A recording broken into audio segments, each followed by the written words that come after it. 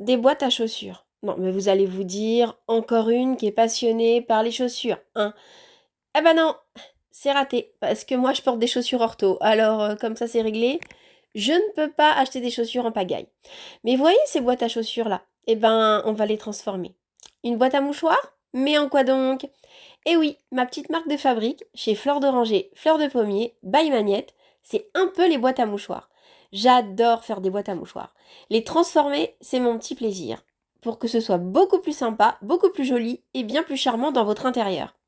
Alors maintenant, il faut transformer les grosses boîtes à chaussures d'une grande taille en boîte à chaussures capable de contenir exactement une petite boîte à mouchoirs.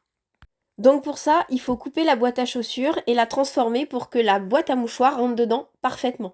Il faut absolument que ce soit de la bonne taille. Pas trop serré non plus, parce qu'on va rajouter du tissu tout autour, donc il faut quand même avoir de la place. Et on va la renforcer. Moi, j'adore les boîtes qui sont bien dures. Je ne veux pas d'une boîte toute molle et qui s'effondre ou qui s'écrabouille. Non, il faut qu'elle soit solidifiée. Donc pour ça, je vais commencer par faire un marquage avec du carton pour solidifier ma boîte. Il suffit de prendre en mesure les 4 côtés. Donc les côtés les plus longs et ensuite les côtés les plus courts. Alors vous inquiétez pas, ça va s'accélérer. Voilà, comme ça va passer plus vite, hein. Donc on mesure, on prend exactement les mesures qu'il faut et surtout on va veiller à ce que les côtés soient légèrement plus hauts que la boîte telle quelle. Parce qu'il faut compter le tissu qu'on va rajouter, mais surtout il y aura un couvercle sur cette boîte. Donc il faut absolument que ce soit un tout petit peu plus haut pour qu'on puisse y mettre le couvercle. Donc là vous voyez, je coupe, je découpe, et tout ça va venir se coller tout autour de la boîte pour la renforcer.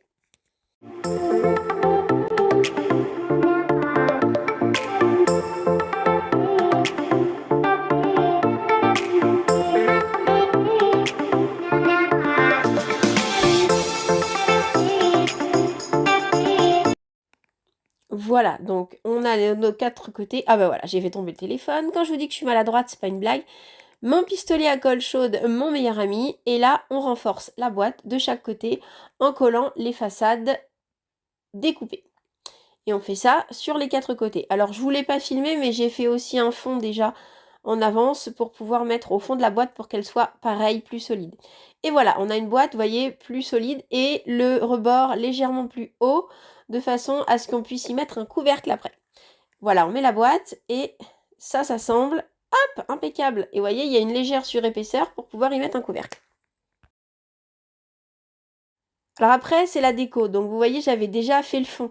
Le fond qui va aller tout au fond de la boîte et le fond extérieur de la boîte. Ça, je l'avais déjà fait pour gagner un petit peu de temps pour la vidéo. Donc maintenant, on prépare le tissu et on colle. Alors moi, j'adore acheter des chemins de table. Vous allez me dire, mais pourquoi des chemins de table? Parce qu'en fait, le tissu, ça coûte très cher.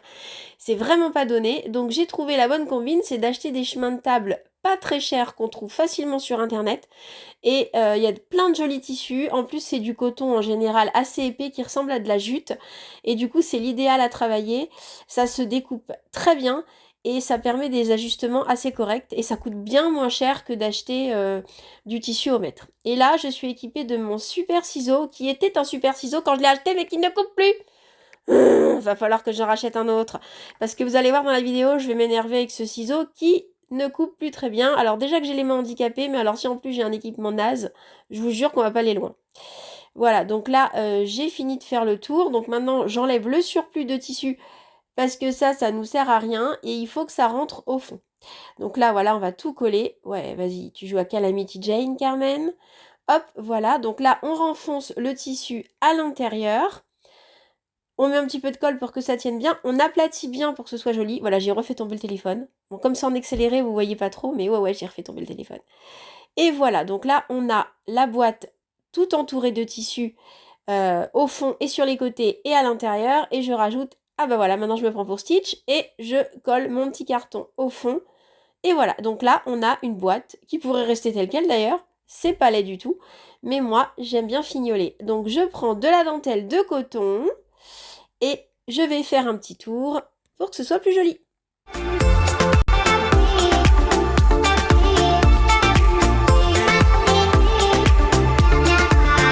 Voilà, donc là, je termine de coller ma petite dentelle et la boîte est complètement faite. Elle pourrait rester comme ça, mais évidemment, elle va pas rester comme ça, puisque comme je vous dis, les boîtes à mouchoirs, c'est un petit peu ma marque de fabrique chez Fleurs d'Oranger.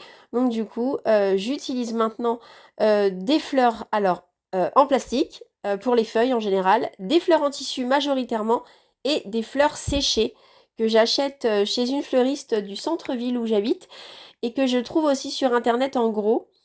Et mes fleurs séchées se mélangent avec les fleurs en tissu. Alors là, la grosse tige d'eucalyptus que je colle, c'est une feuille en plastique, hein, on va pas se mentir, parce que c'est difficile d'en trouver autrement. Et voilà, ça c'est une belle rose en tissu. Voilà, maintenant je fais la hawaïenne, hein, après avoir fait stitch. Alors vous allez voir que je vais me brûler les doigts je ne sais combien de fois, parce que forcément, hein, c'est un petit peu le but du jeu quand on manipule la colle chaude. Et donc voilà, on met des petites roses. Donc là j'ai choisi de mettre une grande branche d'eucalyptus, une grosse rose blanche, des petites fleurs roses, pas mal de petites roses turquoises. Enfin, j'essaie de faire en sorte que ça aille avec le tissu. Donc que tout soit raccord et que ce soit le plus joli possible.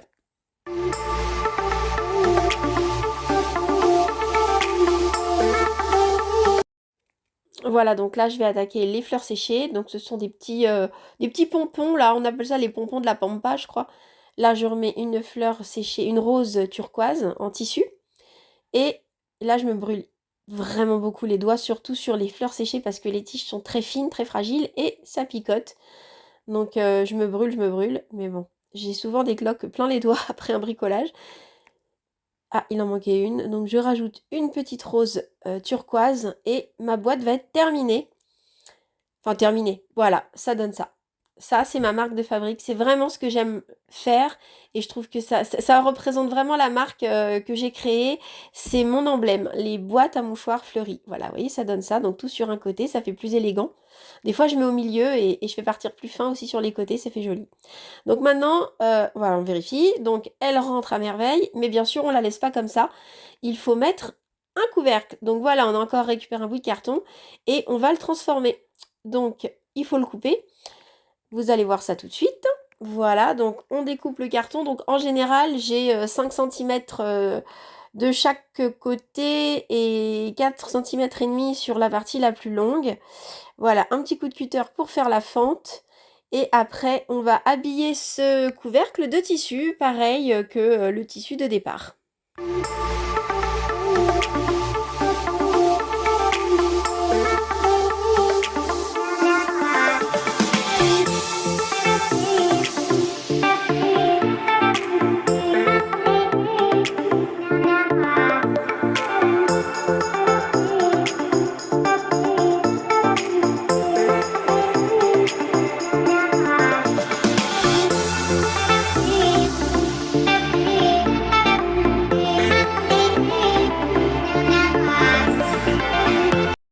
Alors, je me secoue les mains dans tous les sens parce que j'ai des fils de colle partout.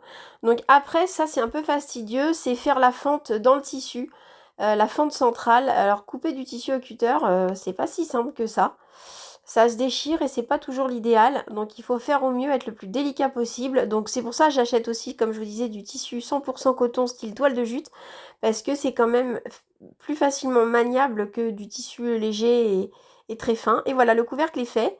On le met dessus. Tadam! Et voilà la boîte, une fois finie. Et ça, vous les retrouverez sur mes stands des marchés ou en ligne. Alors vous en pensez quoi?